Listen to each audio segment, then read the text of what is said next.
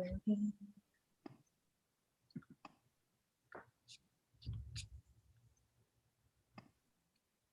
right, Rachel, you can start to let people in.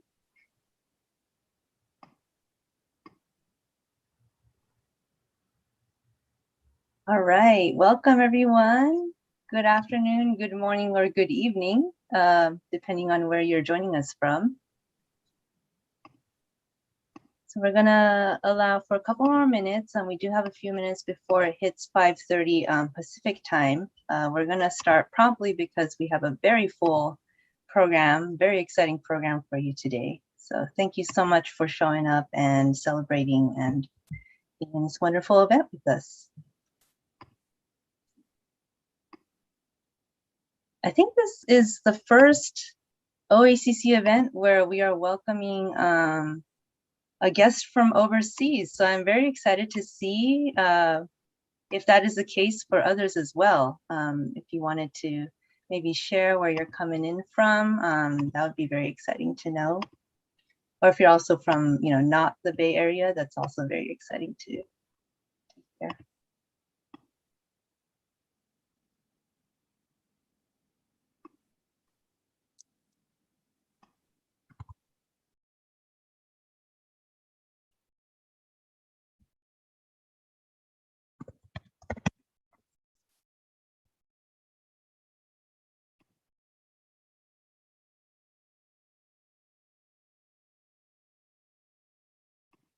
Okay.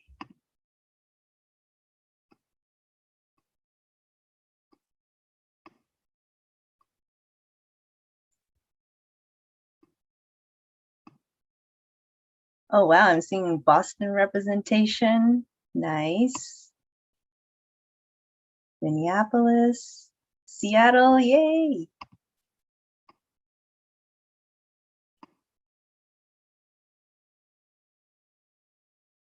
Awesome, we're seeing New York, Houston, Texas, Portland, Oregon, nice. I love this. This is very like across the continent. Poland. Oh my goodness. That's amazing. Yeah, that's very exciting. Thank you for joining us from there. Providence, Rhode Island.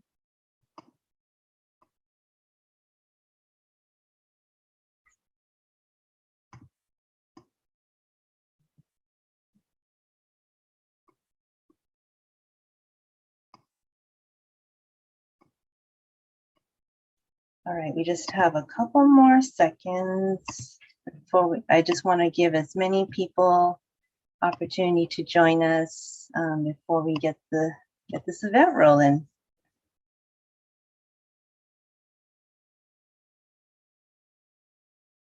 And hello to New Mexico. All right, my clock is saying 5:30, so we shall begin. Hi, good afternoon from the Bay Area. My name is Akemi Chan Imai, and I'm so glad to and so excited to welcome you all for this event today. We are commemorating 46 years since the end of the Vietnam War, and we are just so excited and looking forward to a very important conversation and discussion to discuss with our special guest today. And thank you, Rachel, who is part of our tech team on the OACC side. She just popped our program for today into the chat. So we do have this simultaneously live streaming to YouTube. So if, for any reason you get dropped from the session, or someone who's having trouble accessing the Zoom link, software issues, you can now watch this event live. It's running off of the OACC YouTube channel. So just search for our organization on YouTube, and we should be the only video that's labeled live. And also after the event, this recording will be available for you to share, or if someone who missed it. So again, just wanted to explain all the options here. I wanted to first start us off with a land acknowledgement, and I'm going to be sharing from my screen. an image of the East Bay with all the native peoples in that region.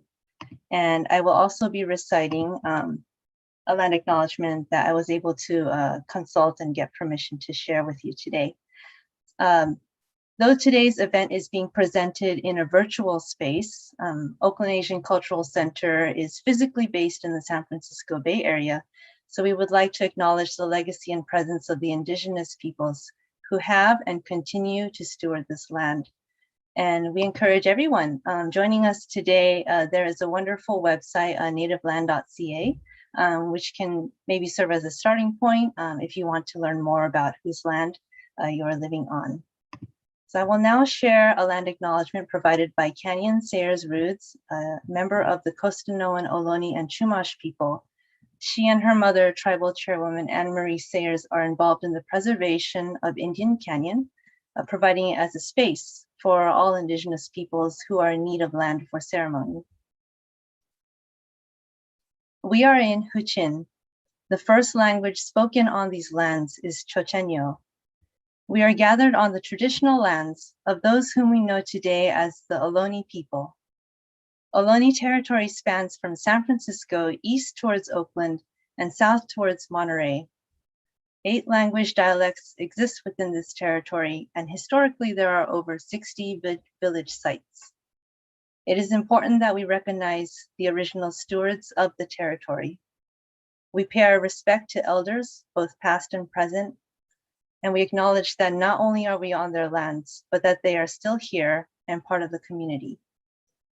There are 3 active community groups that have indigenous ancestry to this territory, and they are the Confederated Villages of Lishan, Himmerin of Ohlone, Bay Miwok and Plains Miwok, and Mwekma tribe. Thank you very much. Just a couple housekeeping notes. We are in a Zoom meeting format, so one way to engage, the main way to engage really with us is through the chat box. Thank you for those of you who have shared where you're coming from or where you're listening from. And then after the main talk of this event, we will have an opportunity for Q&A where we will field some of your questions. That will be facilitated by a special guest and a good friend of ours, Philip Nguyen, who is also president of UNAV's, the Union of North American Vietnamese Student Associations. So very excited to have him jump on later in the program. I will now, before we do jump into the talk, we want to recognize, yesterday was the 46th anniversary of the fall of Saigon, the end of the Vietnam War. We acknowledge that, it's been 4.5 decades since that day, but there's still a lot of intergenerational trauma and a lot of complex memories and feelings associated with this anniversary. And also in addition, it's also May 1st, the first day of API Heritage Month, as well as Mental Health Awareness Month. So it's just such a special day to hold this event. And I want to first introduce a very good friend from Asian Health Services.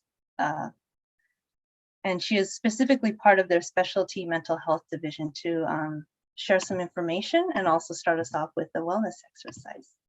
So I'd like to, at this point, invite Cook to the virtual stage, and I will now spotlight you. Hi, everyone. Thank you, Kimi. My name is Cook. I'm from Asian Health Services. I'm going to start reading with a mindfulness exercise with everyone. So the reason why we're doing this is because most of the time when we are overwhelmed by different things, mostly thoughts, feelings that we can't really get ourselves out of, this is a very useful way to shift our attention outwards from our thoughts and feelings. So let's get started. Please feel free to sit comfortably on your chair with your back. Hopefully, if you have a back of your chair, put your backs on the chair on the back of your chair so you can sit, feel some support from the chair. If you can loosening any of your tight clothing, if it's appropriate, remove your glasses and watch. Just let your body feel relaxed. Let your shoulder relax. Get it away from your ears. Put both of your feet on the floor and feel the support from the ground. You can also allow your arms and your hands to rest comfortably in your laps. You can gently close your eyes now, or if you prefer, encasing your gaze downward on the floor.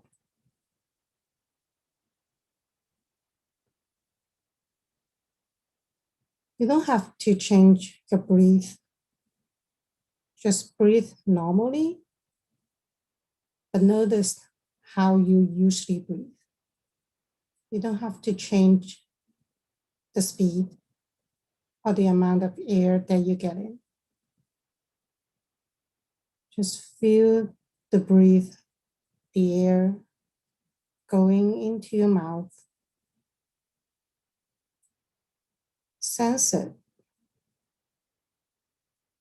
What's the temperature of the air? Is it a little bit warm? Maybe a little bit cold. Follow the air going in your nose to your chest and your stomach. Feel if you have any vibration around your chest area.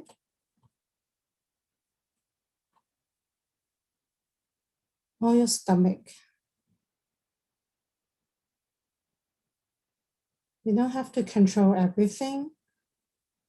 You just let the breathing cycle going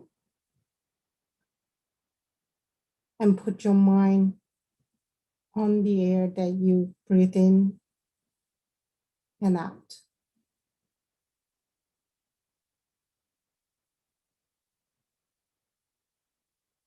If you feel like your mind goes off to think about something, don't judge it. Just come back to focus on your breathing.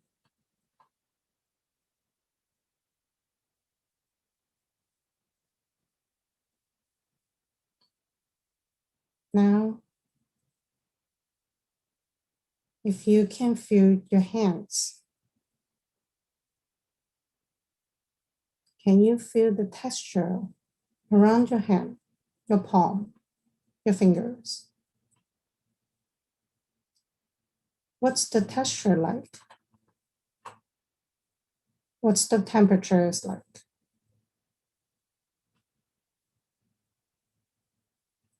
Other than my voice, can you hear anything around you? Maybe the clock is ticking, or if you're outside, if you can feel the wind. Listen. If there's any animal around you, people talking. Smell your surrounding. Is there any specific smell? If you're cooking, if anybody in your house is cooking, if you can smell it. Or just the regular smell in your room. How does that like? If you caught yourself thinking about something, remind yourself to not judge and just come back to your senses.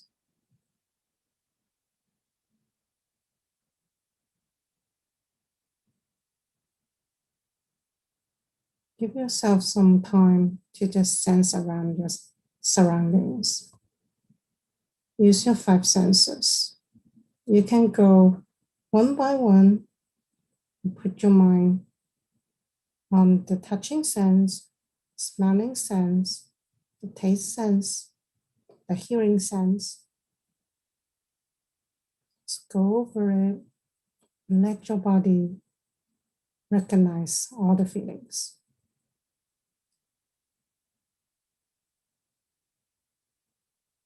And remember, if your thoughts, if your attention go back to your thoughts, just don't judge it. Just go back to the senses.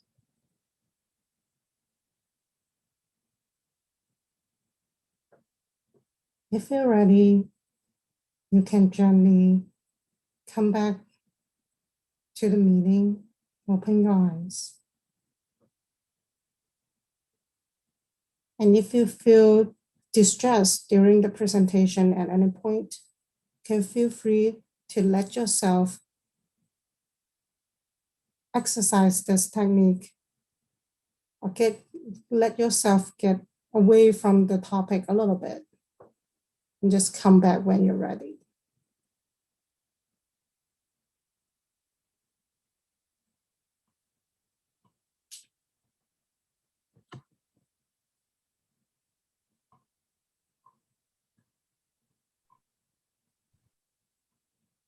And if you're ready, I'm gonna hand the support line back to the next presenter.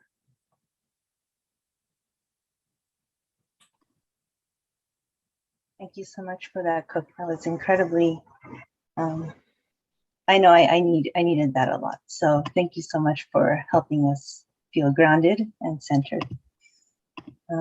I'm back on the screen, but it won't be for long because my only role now after thanking Cook is really to express my great pleasure now to welcome our two special guests today, Nguyen Phan Quimai and Thi Bui, to lead us in a conversation around their work, as well as how we can heal and foster empathy through literary mediums. And really, we'll see where the conversation goes. I'm so excited to have the two of you with us today. Hey, thank you, Akemi. Thank you, Cook. That was a really nice way to start a talk. I think I'd like to start every morning that way, actually, before reading the day's news. It's been an intense year. 1975 wasn't the only intense year that we've lived through. I think 2021 it has been a lot. So, we're piling on a lot of things on you this time of year. It's also International Workers' Day today. So happy May Day to all the workers. Gui Mai is maybe the most hardworking person I know. I have known Gui Mai since, I think the early 2017, I think is when we started to email each other. We were introduced by my agent, by my literary agent, Julie Stevenson, who's in the audience. And it was because I was working on a book about climate change in the Mekong Delta, and Gui Mai in an earlier life, in earlier work, had done work on climate change in Vietnam and environmental destruction and impact on people. And so she was a wonderful person for me to be introduced to, who introduced me to people that I could talk to in my research in Vietnam. And then shortly after, she sent me an early manuscript of her book, The Mountains Sing. I remember reading it in the middle of the night and emailing you at 3:30 a.m. going, I haven't gotten to the end yet. I don't know how she gets her kids back yet, but I just need to tell you like how much I cried so far. And since the novel has come out, I've just been so happy to see you talk to so many audiences and just like shine your light on so many different people and readers. And I watch you engage with everyone so meaningfully on social media as well as like in these talks. I really don't know how you have all this energy. I'm like, if there's one person who has like maybe more clones and more energy than Philip, who's going to come on in a little bit, I think it's you. So I just want to appreciate that intensity that you bring to your work, but also the very gracious, like generosity that you also bring to heavy topics, and the humility that you always forefront with. I did want to give people like a different kind of bio about you than they might be able to read. Like, because in addition to being an international bestseller and having 6 translations of your book and being on a bazillion best of book lists, you've also lived in a number of countries. You've raised children who are bicultural, biracial, but speak amazing Vietnamese and are beautiful, by the way, and have so many like traditional Vietnamese values, I think, in them that you've passed on to them. So I guess I want to, like, maybe before we get into the questions about our book, if you could just say, like, what's your secret? Where does all this energy come from, and what drives you? Thank you so much, Thi, for the honor of the conversation with you. I must tell everyone how much I love The Best We Could Do by Thi.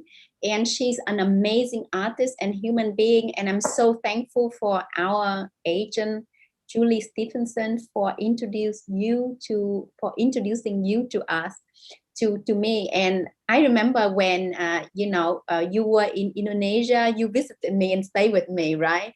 And when I was in California, I stayed with you. And I think friendship through books is the best type of friendship.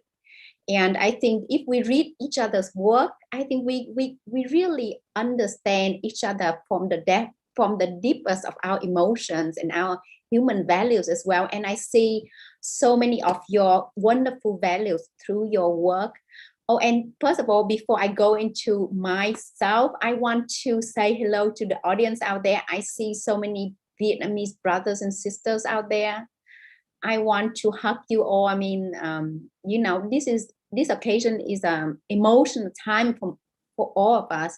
So I hope you are all taking good care of yourself. And thank you for everyone else who's here with us today and for your support of Vietnamese own voice stories. So my secret for having energy is, for my readers, for my friends, from family. I think there is so much kindness out there. And I want to look at every situation with hope and a sense of hope that we can do better, right?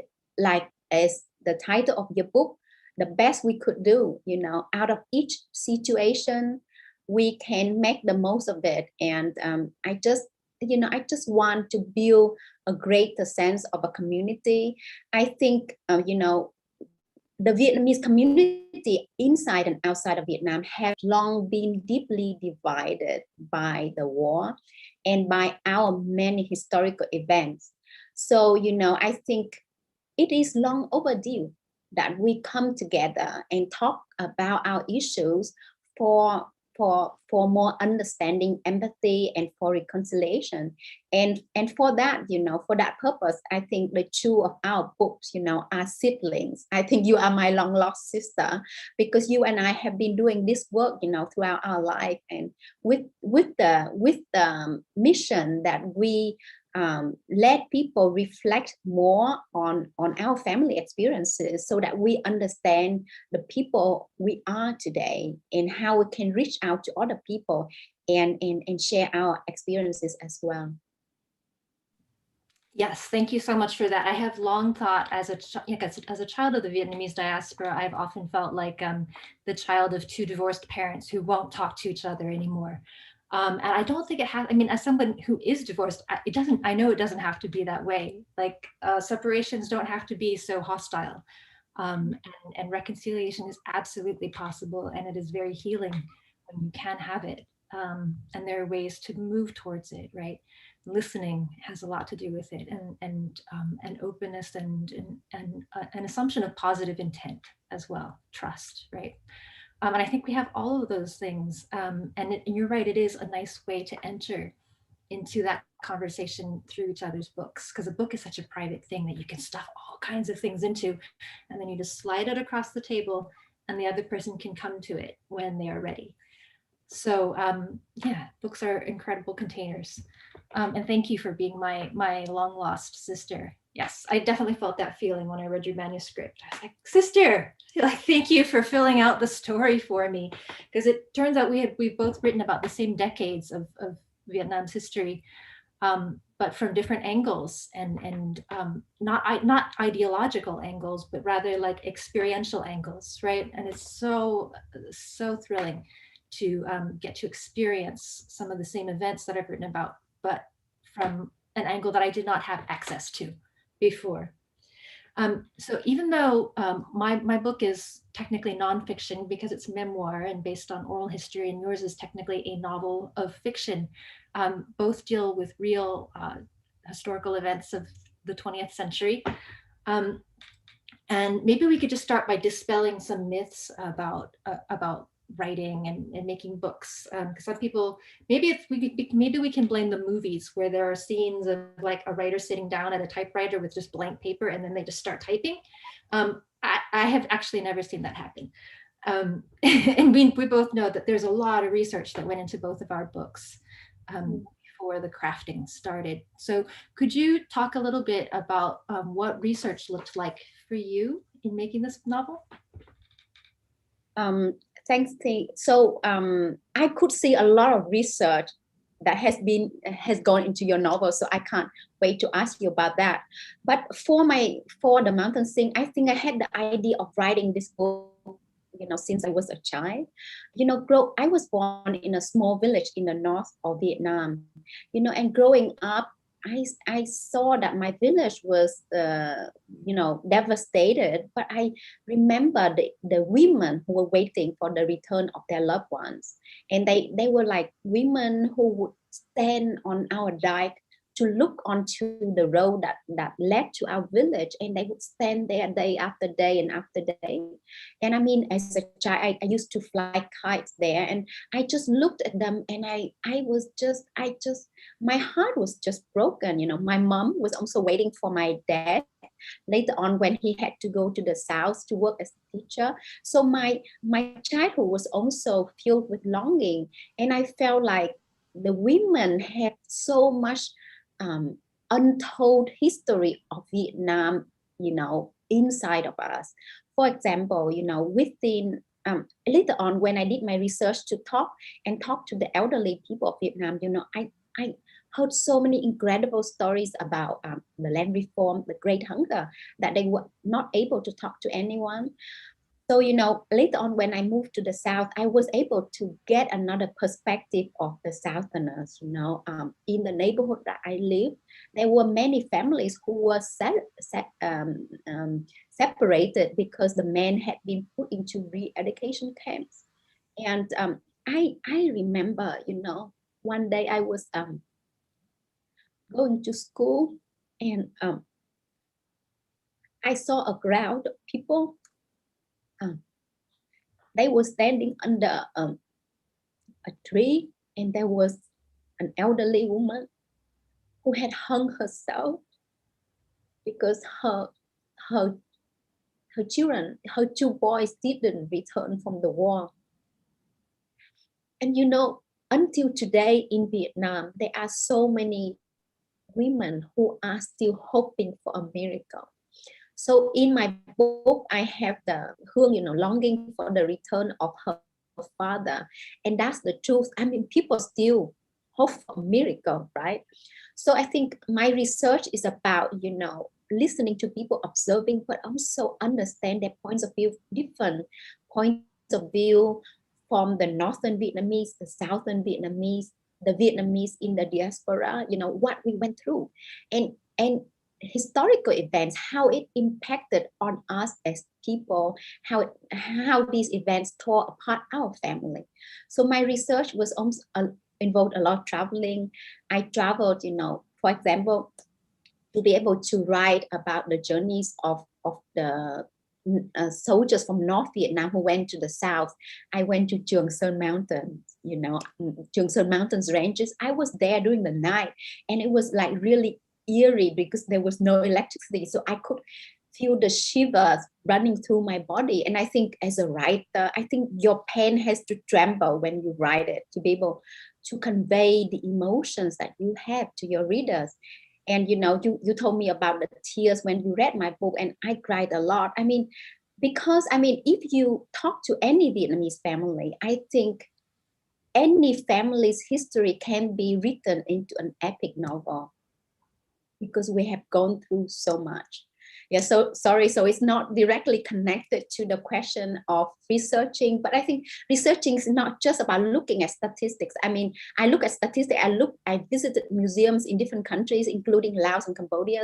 But I think for me, research was very important to capture the emotions of people and to understand our very complex history through different points of view. And I could say that you were very eloquent in your documentation of the complex Vietnamese history in your book. So I would like to ask you about the research that you did for the best we could do as well. Yeah, and thank you, Susan Liu, for naming this kind of research as ethnographic research. I think that there's a special function of oral history when the experiences of ordinary people are quite different from official histories, and especially when you're coming out of a very polarized history, there are like competing accounts, right, of the same events. And depending on where you are, it's going to affect what accounts you have access to. So somebody in the diaspora, and specifically growing up in the United States, my access, and I'm just going to cuss because it's upsetting. My access to like Vietnamese history was really shitty growing up in the US in the early 80s. Like all I had was bad Vietnam War movies, and my family like watched every single Vietnam War movie. Sorry, there's a dog. My family watched every single Vietnam War movie, hoping that this one would be the one that like maybe got it close to right. And we were always sorely disappointed and sometimes really, really offended, because it turns out Hollywood was mostly interested in telling the story of American soldiers in Vietnam, and all of Vietnam, its people, its history, its culture were relegated to being the background for usually a white man's story, and specifically a white soldier's story. So I had to look beyond that. And then I was sorely disappointed in most of the scholarly writing about the Vietnam War. Some of the major texts, that are looked upon as like real textbooks and real history books, I found were full of really biased writing and really caricaturized descriptions of Vietnamese people. So I had to take those with a grain of salt too.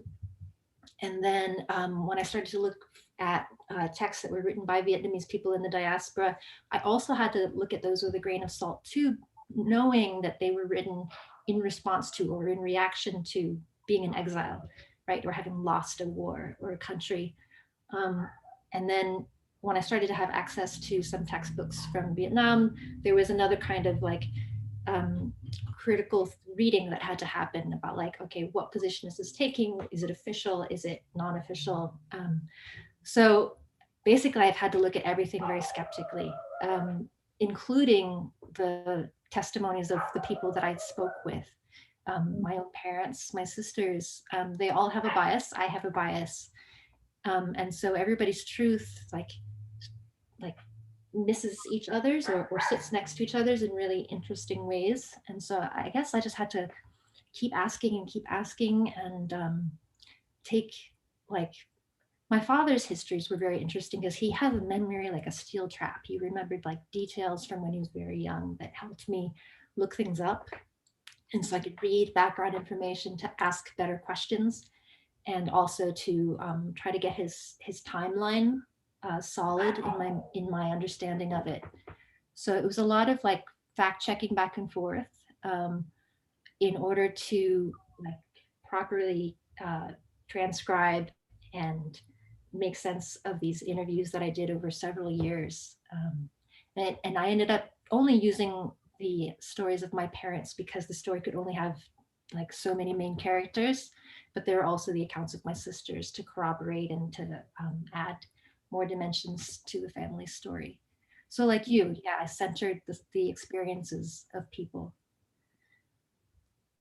Ah, did you want to say anything else about any additional research, like having come from, like having had access to different kinds of historical texts?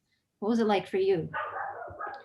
Yeah, I echo your point about, the issues with Hollywood movies, right? I mean, if you do research about Vietnam, don't base them on Hollywood movies because, you should talk to Vietnamese people, read Vietnamese own voice stories, and visit Vietnam because, I mean, we have so many experiences that we can offer you. And I think one of my inspiration or one of my motivation to in writing the mountain sing in English is also to reclaim the narratives of Vietnamese women, in literature which have been written about Vietnam in English.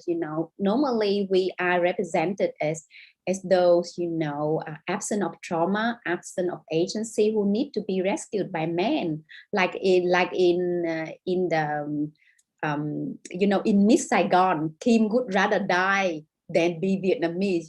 She needs to be rescued by the Vietnamese soldier.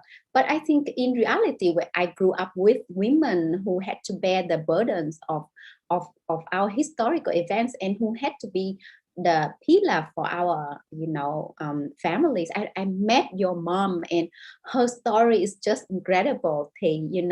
I read about her, I knew about her in your book, but I mean to speak with her as a person is just incredible, and it reconfirmed with me that, I mean, in literature, I think it's important for us to bring out the complexity of our characters, and to look at them fully as humans, not just as backgrounds for somebody else's stories. So I think it's important to endorse that kind of ethical of those ethics in our work as a researcher as well. And I think one of the things I want to share is that I did my PhD research to be able to write this book. And one of my research question is the ethics of research. Even if you write a book as a novelist and you interview people, you should be, I mean, when it comes to Vietnamese, there's so much trauma. And I think one of the things that we as researchers have to bear in mind is the need to protect the people who are involved in our research. The protection comes in the form of, like we are aware of the trauma that they might be experiencing, so that we don't provoke their trauma. So we need to design our questions carefully. And also when we even through fiction, when we fictionalize people's experiences, I think we also have to give them some kind of protection, right? So that their lives are not adversely affected, by our writing, because that can really, words, can kill people. So I think I always, when I write something, I'm so stressed out because I think about different people and the impact that my words can make on people, emotionally as well. And I mean, I want to ask you, because your book is a work of memoir, and I mean, I have thought about writing a memoir about my family experiences, but I think it's like 10 times more difficult than writing fiction, because fiction you can hide, behind your characters somehow, because you can, it's real but it's unreal somehow. But with nonfiction, it is so real and it's so personal. So how did you overcome that? I mean, I know that it took you so many years, and and your book is so honest, and because it involves your family, uh, members. So how did you deal with that conflict of what to share and what not to share? Thank you. Yeah, I guess craft plays a role here. I'm just going to rejoice for a second that like two Vietnamese women can be in a panel talking to each other about craft, instead of our identities for a second. But it is related, right? So I think it is a question of craft, how you handle people's memories and honoring their memories that they're trusting you with. One very simple thing is you can leave things out like that. Like I think writing nonfiction is a subtractive process rather than an additive process, which is like one way to approach fiction, right? You build a story, and in nonfiction you like whittle away like the unnecessary details to arrive at your story. And you have to like play with all of the facts. You have to sit in a lot of facts for a long time before you figure out what the story is. For me, it was a pivotal moment when I realized that it was a story about parents and children, as well as a story about yearning for freedom, yearning for independence, whether it's a child yearning for independence or your parents as children yearning for their independence or a country yearning for its independence. Those were the two through lines for me. And once I knew what the story was, then it was easier for me to understand or to be able to sift out the revelations that didn't need to be there. Like a memoir isn't like really like a tell-all. That wasn't the point ever, right? So there are certain private details that I left out because they didn't in the end serve the story. And then there are others that were very necessary to include, even though they were, you know, some people might call it dirty laundry, your family's dirty laundry, or, you know, showing people as not their best. But I think that's part of showing people as whole human beings, which is ultimately much more of a service to them, right? Like we Vietnamese need to be able to be extraordinary or ordinary or like jerks, just like anybody else, right? In order to be fully human in our representation. And it's sad to like have to fight to be human. But when you have been dealing with histories that have dehumanized you and wars and ideologies that like also like rely on dehumanization as a tactic, um, it, it is an important thing in the process of healing. Okay. What about you? Your book is very important for me as someone who grew up in Vietnam. You know, I left Vietnam for studies for the first time when I was 19 years old.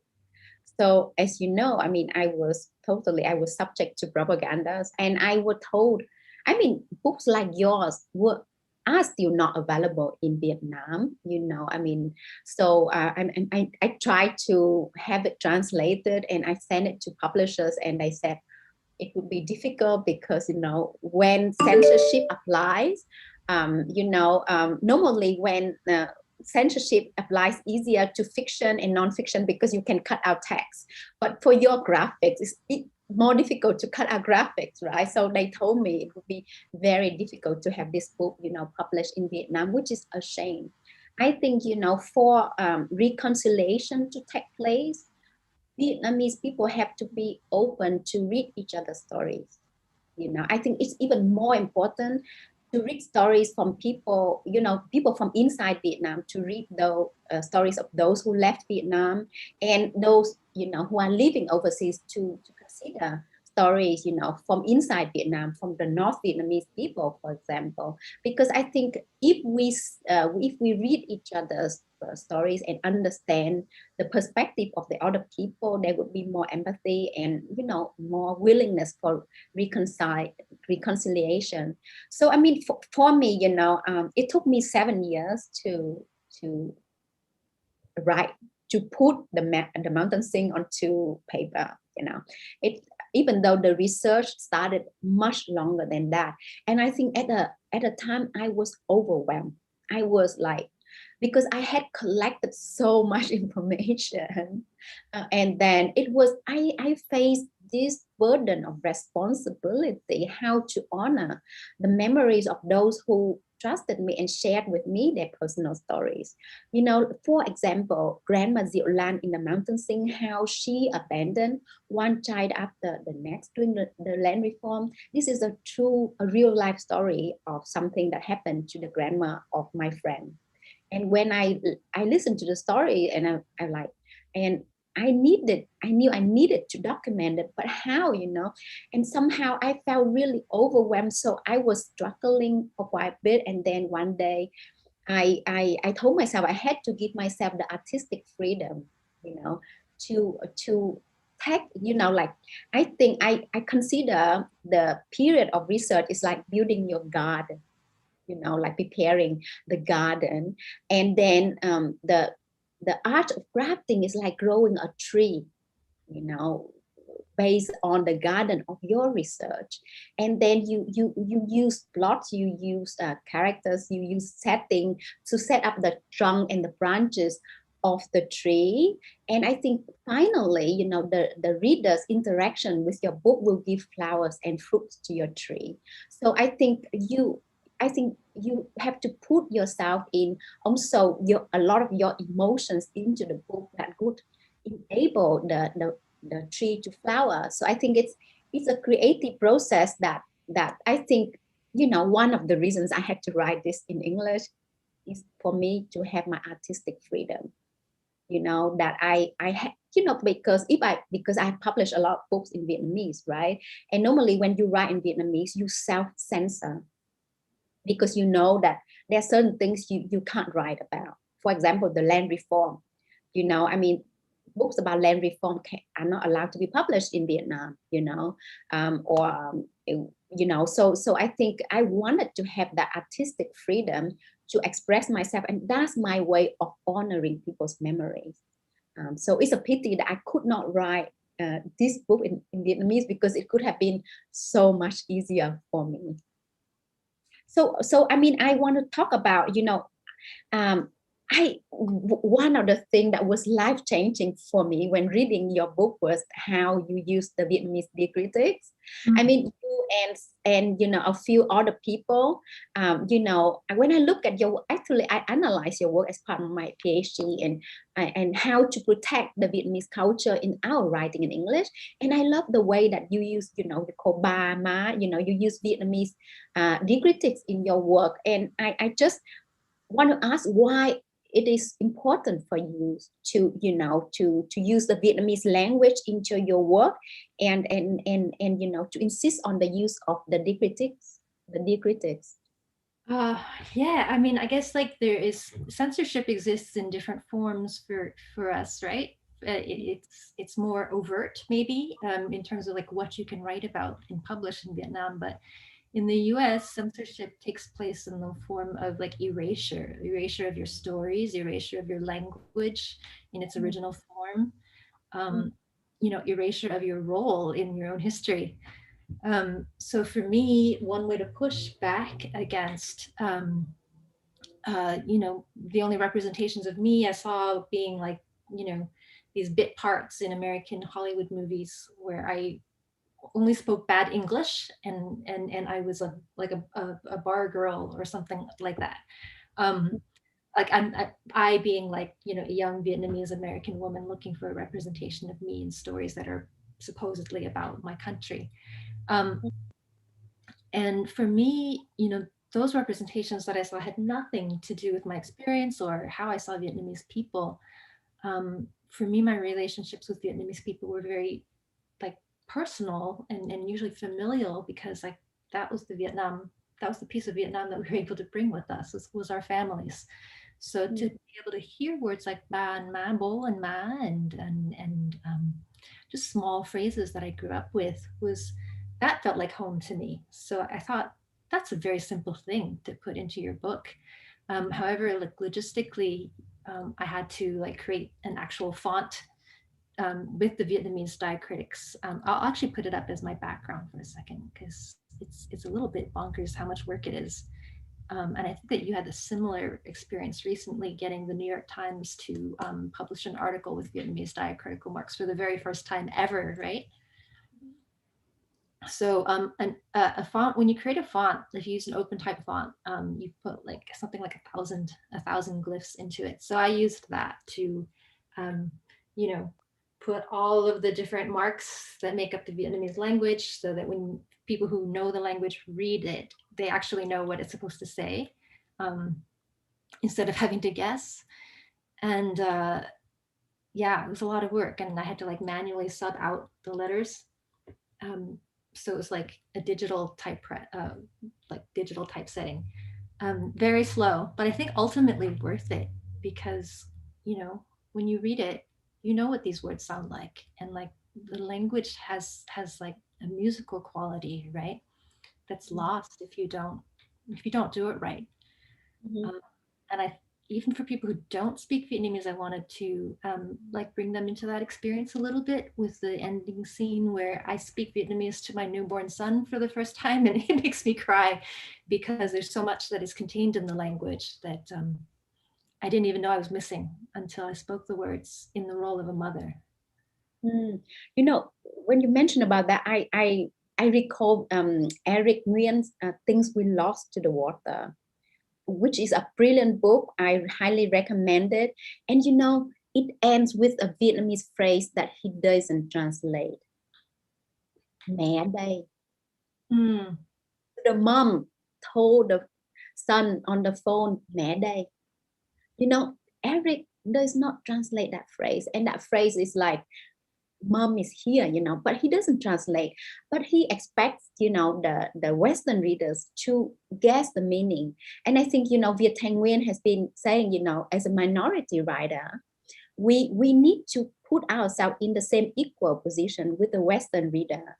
You know, we need to challenge their assumptions, you know, challenge their privileges, because like if people if the Western writers write you know, Christmas and expects people in Vietnam to understand it, we should write that and expect, you know, people in the West to you know, to understand what we say as well. So it's also a challenge to the reader, but the invitation for them to respect our culture and to appreciate our culture, right? And yeah, and I think I appreciate so much your use of the diacritics. And you know, you mentioned about my New York Times article, so I'm really excited. So I want to share with you my use of the diacritics. And you know, yesterday the New York Times, you know, published my article about the victims of Agent Orange. I mean, you know, this last year I've been doing book clubs, and a lot of readers told me they didn't know about Agent Orange and how it still affects Vietnamese people.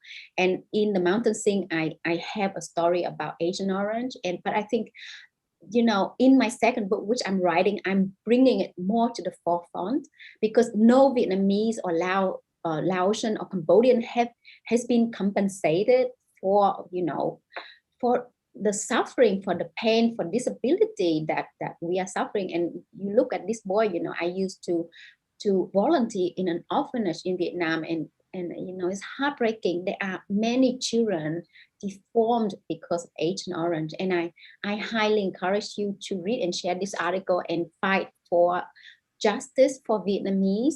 And you know, not just Vietnamese from inside Vietnam, but I just read a stories that Vietnamese Americans, you know, who fought during the war haven't been compensated as well. So I think, you know, there should be more justice there.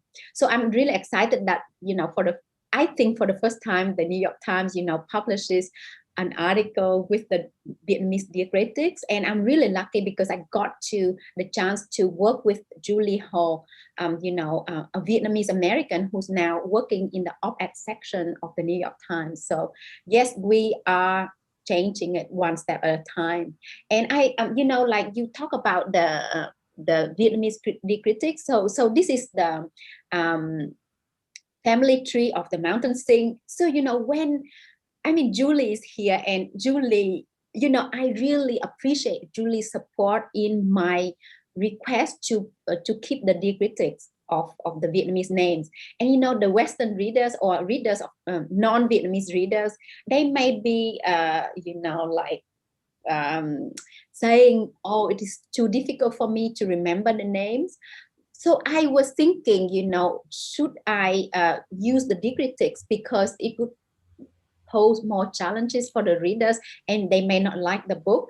But I thought, you know, Vietnamese language has suffered so much loss during our history of being colonized. So I had to undo some of these losses. So I thought I didn't care how many copies of my book would be sold, but I care about seeing the Vietnamese language in the right way. Otherwise we misspell it, you know. So if you are a writer, you know, and you use the Vietnamese language in your text in English, please, you know, use the diacritics. So, so I give you an example. I have written an essay that says, the diacritics are as important as roof of a home. So, for example, in my family tree or in the mountain scene, one character is named Tu.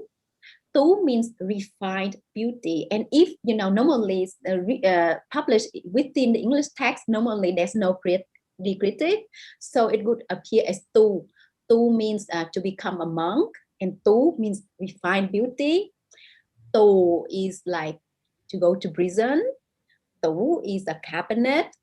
Tu is to gather. Tu means private or number 4. Tu is also number 4 or the essence of a poem.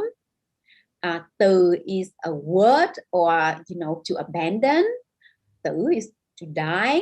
Tu is for oneself. So, there are many meanings of these words as well. I just, quoted the most common meanings. So you see the color and the complexity of the Vietnamese language.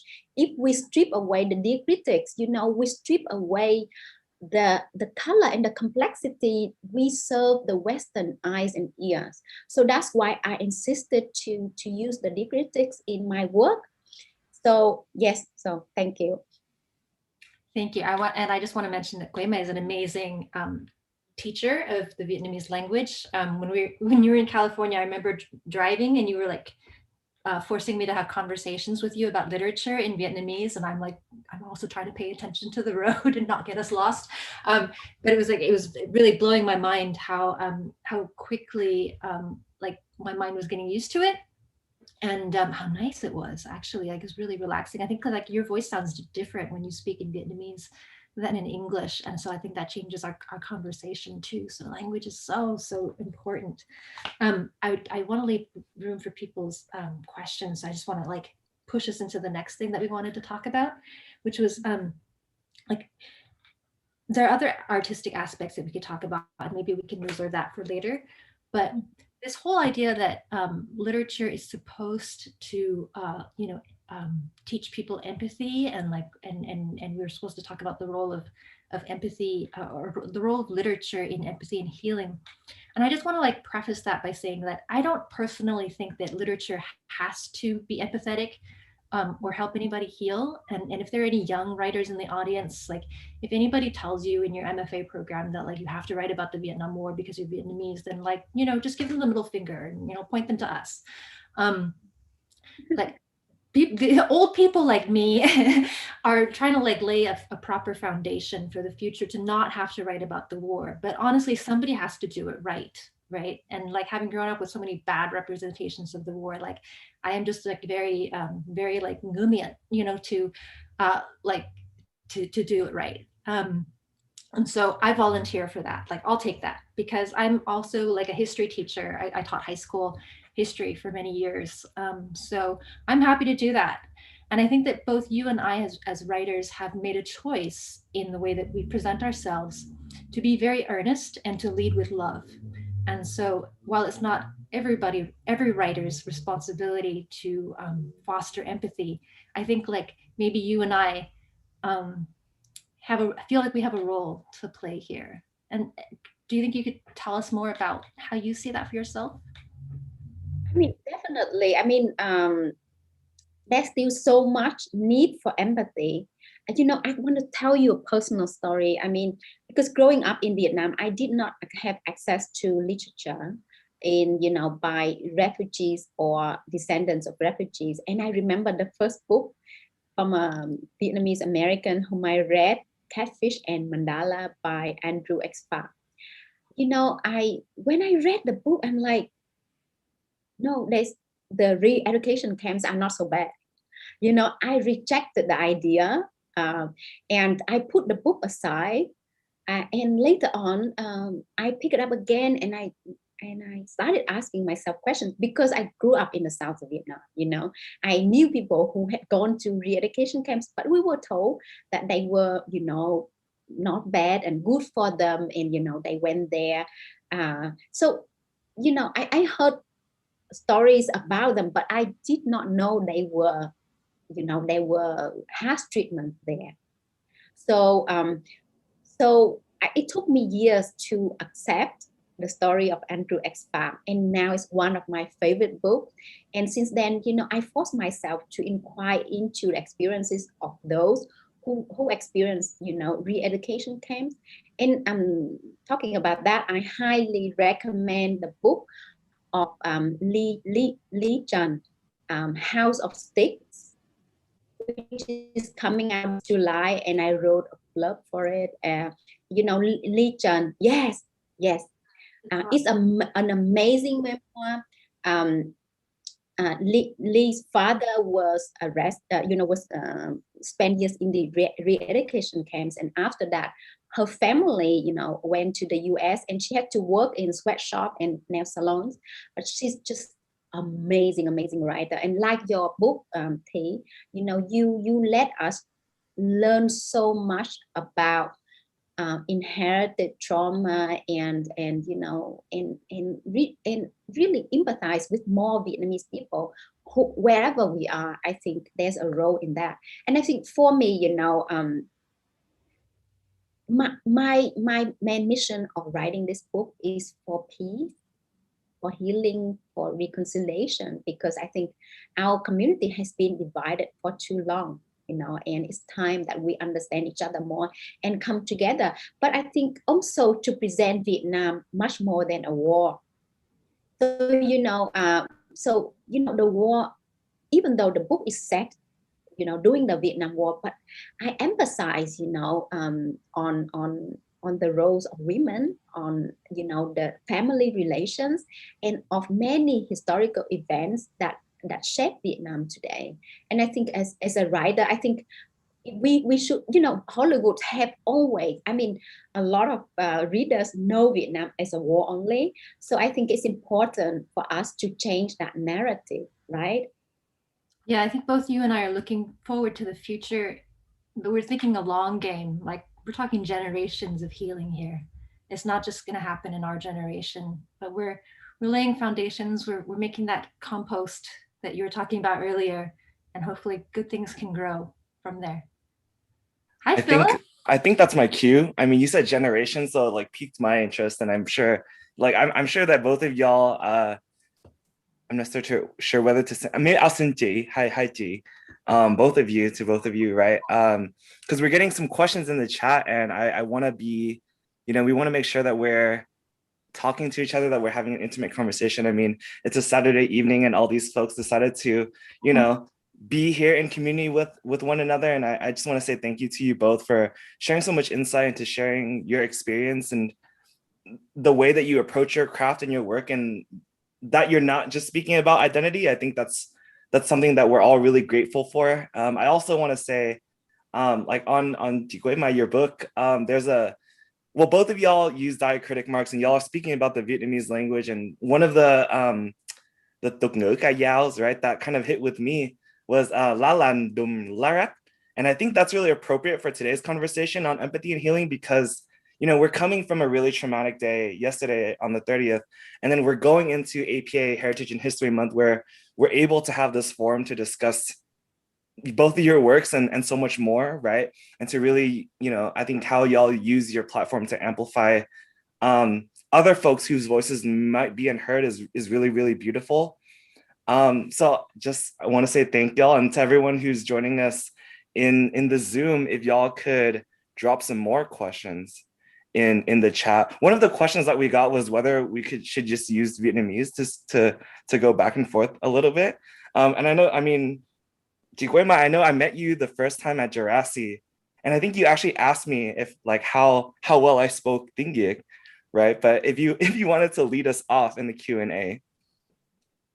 One of the questions from Ji An Thu asks, how is your work regarded in Vietnam currently, in the motherland?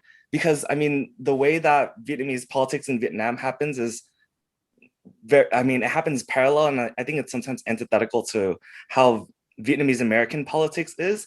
And T mentioned earlier that you're everywhere on social media too, and I'm sure that you've been seeing things like the insurrection and the presence of Vietnamese Americans, at the Capitol, right? But could you speak a little bit to that? How your work is read in Vietnam or received in Vietnam, and how that's influenced how you've been approaching your work and then these discussions after. Thanks so much. I need to highlight the amazing work Philip has been doing with Divan. The Divan show every month is just amazing, and Philip is an incredible moderator, and I think he should have his own show. He's so amazing. So thank you, Philip, and your amazing work. So thank you, Chị Anh Thư, for that question. I think, so I have been really lucky that the reception of the Mountain Sing in Vietnam has been going quite well. So I've had book club meetings with young Vietnamese in Vietnam who read the book and said, wow, we did not know so much about the land reform, and your book enabled us to talk to our parents and grandparents, and we found out so much. And I think that's really important, and I look forward to translating the book into Vietnamese. And currently there are 2 publishers who are interested, but I feel like, I know how censorship works in Vietnam, and I think I would have to cut out certain parts, and at the moment I'm not ready to do that. For example, I translated Viet Thanh Nguyen's The War Years, the short story The War Years, and had it published in an anthology to raise funds to support kids to go to school. Because, I support a scholarship program, and, the publisher asked me to cut out the part about re-education camps. So in the end, I negotiated. I did not cut out because I insisted not cutting, but I had to soften some words.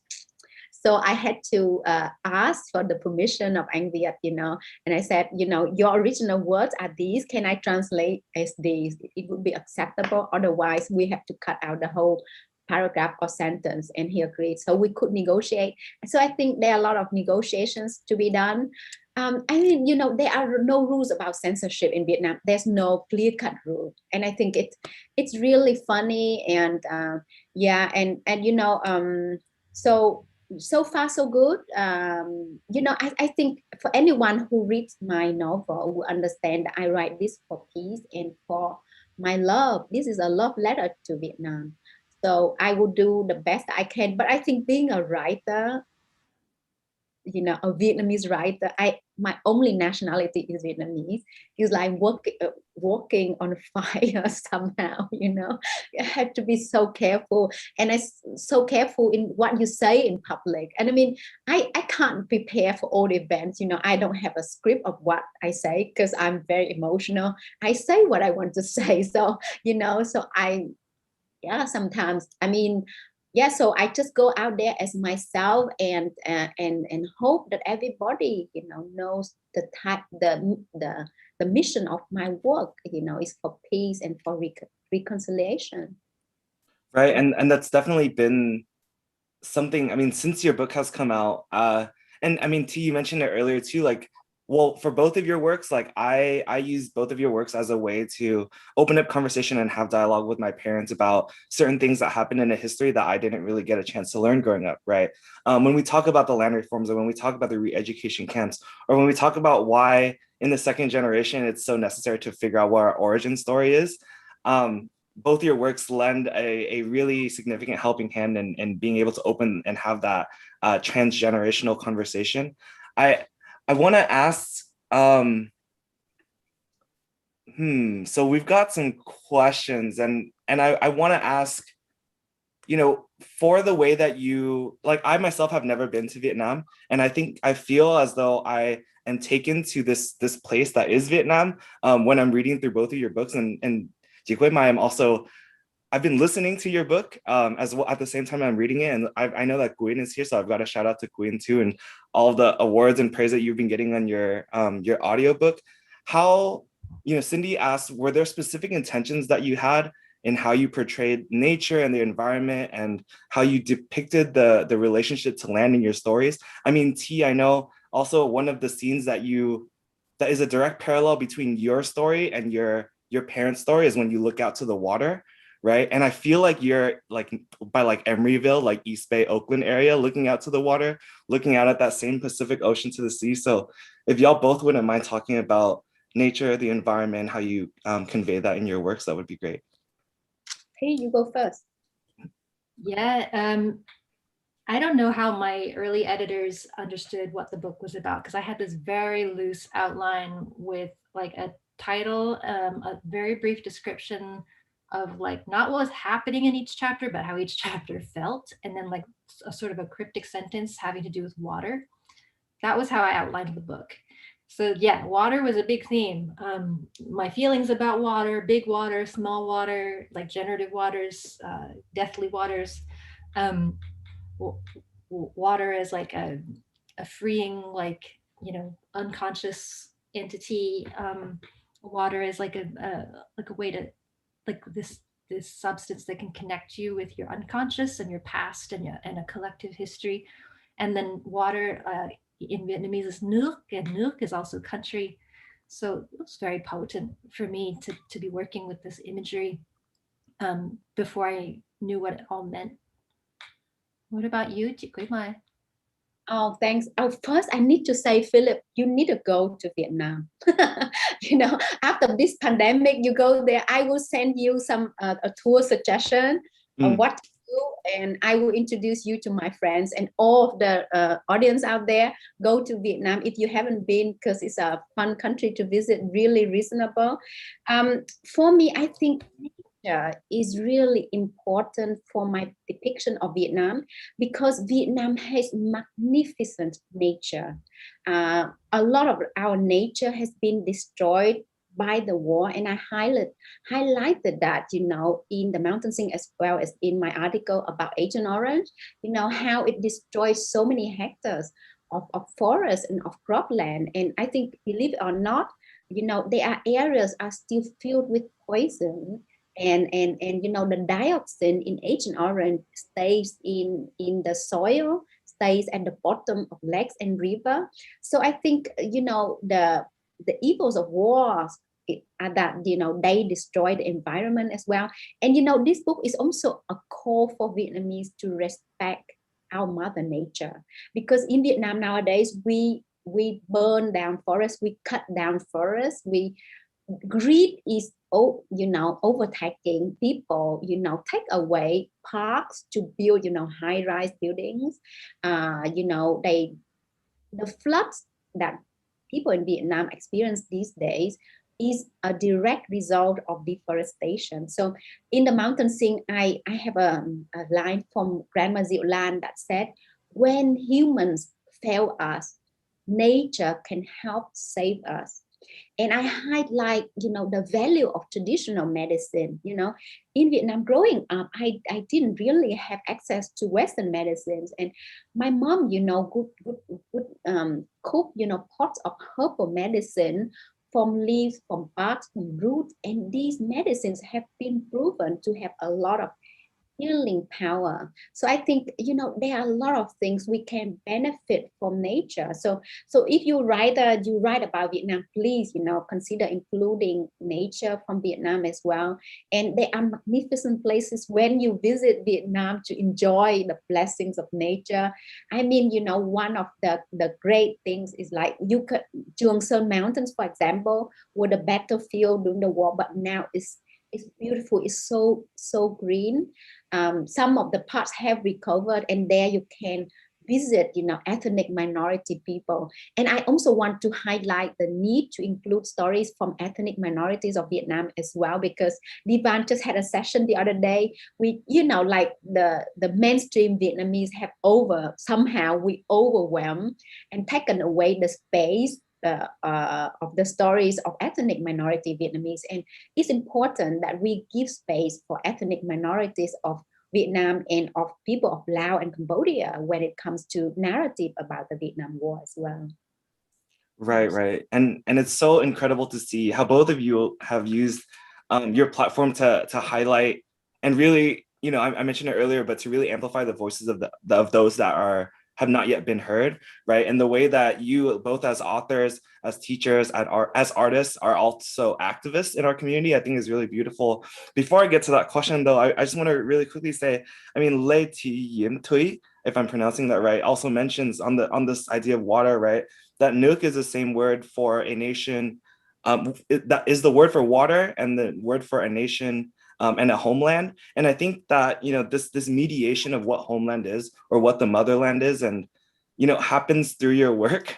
And I feel like that's really beautiful, like the way that we find our connection to it, the way that you speak it and that you show it in your work, to use diacritical marks, to use the mother tongue. I mean, it really, you know, it really gets me thinking about, like, y'all mentioned earlier about how you lead with love, right? And how that's really the way that we facilitate empathy and healing.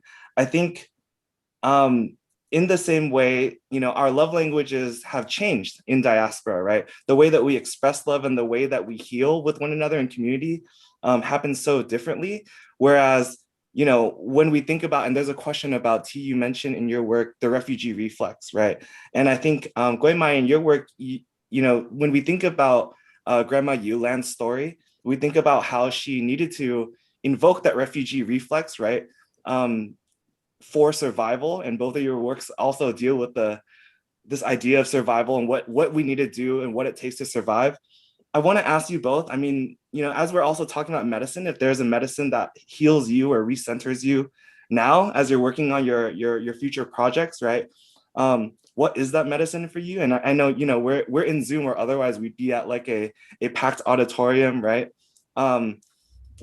Talking to each other in community, but how have y'all been able to heal, and what has been that medicine that continues to motivate you and drive you to be the activist that you are? Jigui Mai, we'll start with you. I think it's important to talk about self-care, right? I mean, this year has been such a difficult, devastating for all of us, and I found myself really distracted, you know, distressed. So I think one meditation, I have found meditation to be really beneficial. I mean, we started this session with meditation and I really enjoyed it. Thank you so much, Cook, for that exercise. And just last about 20 days ago, I met a group of friends and we talked about the benefit of meditation. And actually, my daughter has been reading a book on the benefit of meditation. It can really calm us, and I think it can help heal us as well. So I try to go to nature under a tree and meditate or walk in nature. And I think, you know, being around nature really provides us with so much goodness. And I mean, you know, during lockdown or when you are not able to interact with other people, just go for a walk and, you know, be with the trees. I mean, trees can give us so much. And I make like I meditate every day now, and it has helped me so much. And I think I also, you know, when I get sick, I use traditional medicine. The medicine that my you know, I buy in the old quarter of Hanoi. There's there's the Hai Thượng Lãng on street, and if you go to Vietnam, if you go to Hanoi, you have to go there because it smells so good. When you're near the Hai Thượng Lãng on street, you smell delicious, different smells, even though the herbal medicine may taste bitter. But try it out, you know, trust traditional medicine. Tea. Yes. What about you, T? What's your medicine? It's other people, but I have to be more and more selective about the company that I keep, because when you're very earnest, especially like at an age where more people are getting cynical and set in their ways, and you try to maintain an earnestness and an openness, you really have to hang out with people who are accepting of that. And because it's very confusing when you approach things with sincerity and people are suspecting you of you know, peddling propaganda or having ulterior motives, and you're like, I'm so confused. It's a really toxic environment to be in. So I've had to be more careful about how much time I spend on Twitter and what fights I choose to get into, because the views that both Guimai and I have are very not establishment views for the countries that we come from, right? And people need to understand that. We go out on a limb to have the opinions and state the opinions that we do on our platforms. And so hopefully spending time with people who can appreciate that, we can be more useful, which is really my goal in the end.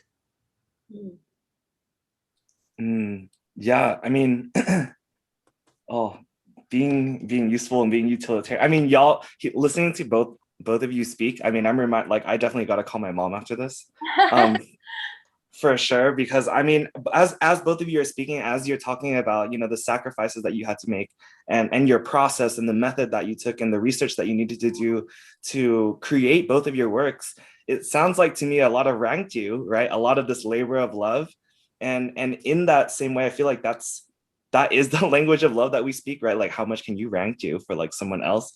And I feel like, you know, as both of you are educators, and as a lot of folks in the audience now are of multi-generations, right? We got a lot of the OGs in the house. We've got a lot of folks that are up and coming with their art and are working and trying to maybe share the same medicine and the same motivations that you both have, and incorporate that as a part of their work.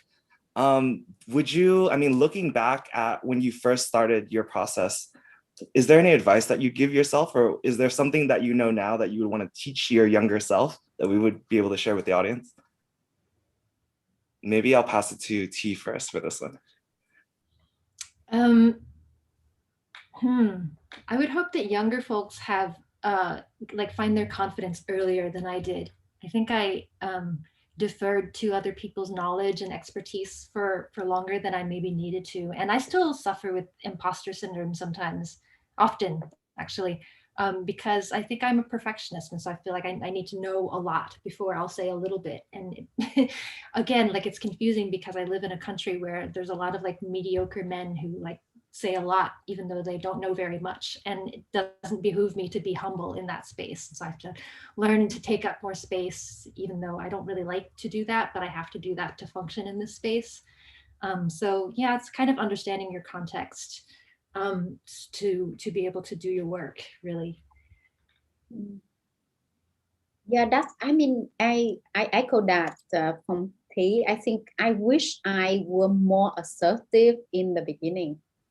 You know, I mean, as a woman writer and as a writer of color, you sometimes you disqualify yourself, you know, because people are not used to your point of view. And here I am writing in my second language, and I wrote this book blindly. I did not think one day it would be published. I did not have the confidence in myself. I mean, the thing that kept me going was that I had to write it for myself, to understand the complex history of Vietnam and to honor the stories of people have shared with me. So I wrote it for myself first and foremost, but I wish that I had more confidence from the beginning so that I'm more assertive and you know, worry less. I mean, just be fearless. I think, you know, be fearless as an artist and worry less. I read a book that, you know, more than 90% of our worries are baseless because we worry too much, and these worries really prevent us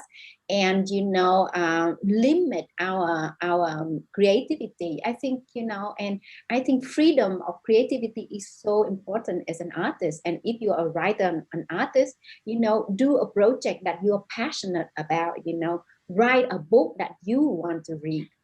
Don't write it for other people, write for yourself first, and that drive will inspire others later on. Thank you both for that advice. I mean, to breathe color and complexity into work, in your work, to have confidence and to understand your context. I want to highlight a question from Phung Thuy Nguyen, who asks, what gaps do you still see in scholarship on Vietnamese and Vietnamese American literature? And what topics need more attention and work? And maybe as an extension of that question, who are you reading now and who inspires your current work? I'll pass it to Ji Mai first. I think there should be, I mentioned about voices of ethnic Vietnamese minorities. I think we should see more of those stories in literature about Vietnam, and also stories that highlight the discrimination that Vietnamese people had. We discriminate against other people, against other Vietnamese, and I think this is a problematic issues for me. And I think literature inside Vietnam have been written, so little have been written about the discrimination that Vietnamese people have on other people, for example, on Black people. I mean, if you go in Vietnam, you hear things that Vietnamese talk about, Black people is horrible, and I highlight that in my second book. And the discrimination we have against ethnic minorities. Normally ethnic minorities are considered as stupid, as uneducated, and we have done a lot. I mean, we erase some of their cultures, because we force ethnic minority people to study the Kinh, the Vietnamese, the mainstream Vietnamese language, right? And I think I would like to have more work from inside Vietnam about, about gays and lesbians. I mean, so far there has been so little written about that. And that's why I love the work of Ocean Vuong and of Eric Nguyen. They highlight the stories of, that complexity, within the Vietnamese narrative, but I want to see more of that. How about you, Thi? Yeah, I'll just talk about literature in the diaspora. I'd like to see more voices that have been maybe like there's been a shadow cast on them by focusing so much on folks like me who kind of fit into like a model minority narrative. So some of the subjects of my next book that I've been researching for a long time, are people who are facing detention and deportation, and they get labeled bad refugees all the time. I'd like to see more stories in which they are the storytellers of their own stories, rather than needing people like me to uplift their voices. And I'm starting to collect anthologies like this. I don't know if you can see it, like this book from Asian Prisoner Support Committee, that are own voices stories. But I'm looking forward to more of those kind of stories. Thank y'all so much for that. Hopefully y'all out there are taking notes, and we've got time for one last question before we throw it back to Cook to lead us out. Lin Vu asks, if you could talk to your ancestors today, what do you think they would say to you, and how would you respond? That's a great question. First, and I remember, the last question from Philip or from another audience, we didn't answer fully about what we're reading right now and what inspired us. I think I want to say that if you go to my Instagram, profile, you will see Read Vietnam, list. There are many books that I work together with an bookstagrammer to put together a list. I mean, there's so many great titles of Vietnamese, written by Vietnamese and diasporic Vietnamese that I highly recommend, and some of them are in that list. And I mean, the work of Di Van, of Viet Thanh Nguyen, of Isabel Thi Palau, of you Thi, of you Philip, have been really inspiring for me, because you champion the work of other people, and Thi, your work to fight against the deportation of Asians and refugees is so important and so inspiring. So thank you for that. Yes. As a child growing up, I burned incense for my grandmothers all the time, and I told them all my secrets. The first boy I liked, I told my grandmas, even though they both had died before I was born. So my book is an honor that I pay for their lives and their many sacrifices, even though I don't know what they look like. We have no picture of them. If my ancestors were alive, I would tell them that, I'm really thankful for the lives they led, and I'm sorry I could not do more, because, I think they would have hoped for the world to be a better place today. that we would have learned many more lessons from our past. And I think we move on too fast. There's so many things that happen and we don't learn the lesson. We move on to the next one, and there are mistakes, there are still atrocities that happen around the world with wars and violence. And for that I'm really sorry. And Thi. I have a complicated relationship with my blood ancestors. So I think I want the freedom to go back to Vietnam and just like put my feet in the water and in the mud and just like soak in the essence of the country, and maybe find like other people that I call family in different ways, like kin, like soul family. And maybe I think I need to reconnect with the actual place to be able to answer that question better. But I feel like there's an answer, and I feel like it'll help me write a story that I want to write, that's set in the Mekong Delta 50 years in the future. I want to listen a little bit more before I give voice to what those ancestors might be saying. Because right now they just sound like my dog upstairs. It seems like I'm back to my childhood because I grew up with dogs barking around me all the time. So this is great. This is like back to the childhood. But Thi, you have been back to Vietnam several times as well. And that was important for the best we could do as part of your research. You went back to your parents' former home in Saigon as well, right? Yeah, and in Ha Tien, in Long Xuyen, and Hai Phong, like I went all over the country with my mom as a guide to all the places where my family members had lived, and that was a big deal. It was very much a homecoming, very different from the first like official homecoming that I had with my family, where we were too big of a group, and I think I felt more like a tourist that time. And the second time, I got to go more stealth and do it right. Hopefully the next time we go, y'all go, we can all go together. We'll ask Isabel and Viet and Divan to see if they can sponsor us on a trip there. But I just want to say thank you. Yeah, research. Right, just to do some research, to work on your next works. But thank you both so much for allowing me to be a part of this conversation, for having this conversation on empathy and healing. And thank you so much for everyone. We're a little bit over time, but for all the folks that have stayed, thank y'all, and to both you, Ji Guima and GT. Happy early Mother's Day to you both. Thank you. I just want to, we still have a very important presentation from Cook about, trauma, PTSD, and the support that you can receive. And I think it's really helpful for all of us. So I hope you can stay. But, I just want to thank so many people for, Akemi, Philip, and so many people who have been involved in organizing for this event. And I really, want to thank you all so much. And I hope you will support independent booksellers. So there are 2 bookstores that sponsor our event, and I have signed book plates with them, so you can get a complimentary book plates. And I highly recommend this book, and books of so many Vietnamese writers. We have many voices, and by supporting our voices, you help to decolonize literature about Vietnam. So thank you so much for attending, and I hope you will stay for the presentation of Cook. And come back next weekend to Oakland Asian Cultural Center for Susan Liu's show, 140 pounds and over 140 pounds.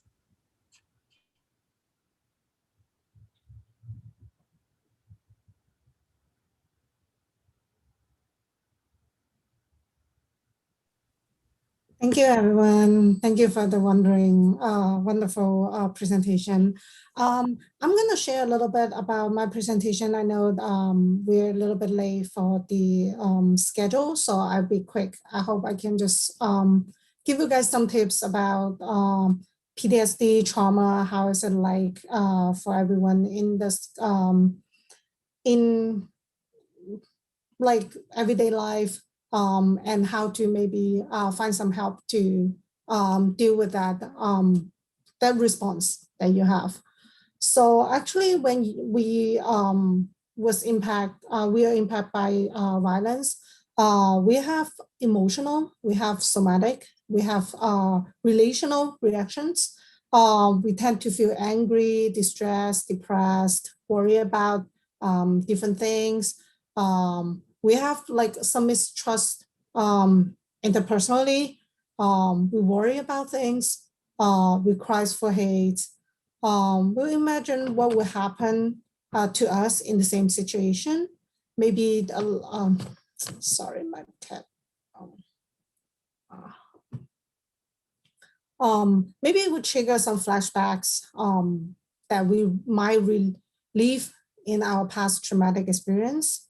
We'll have empathy towards the victim and their families. We'll identify with the victims, and we have like compassion to move us to help. And especially those very kind of extreme feelings, it's actually very normal and very natural.